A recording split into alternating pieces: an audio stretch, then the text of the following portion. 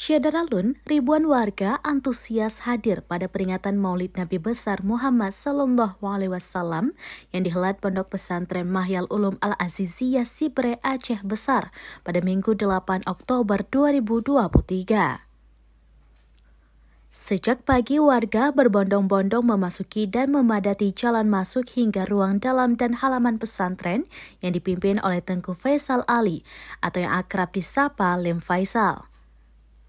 Peringatan Maulid dihadiri oleh sejumlah pimpinan dayah di Aceh, seperti pimpinan dayah Mudi Masjid Raya Samalanga, Abu Syekh Haji Hasanul Basri HG, atau yang akrab disapa Abu Mudi, dan lain sebagainya.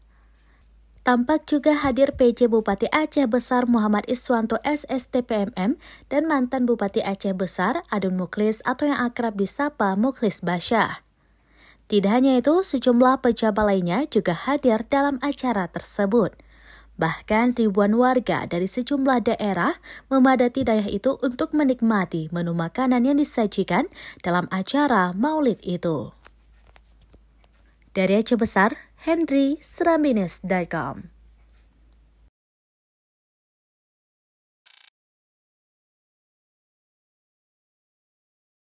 Download Tribun X sekarang, menghadirkan lokal menjadi Indonesia.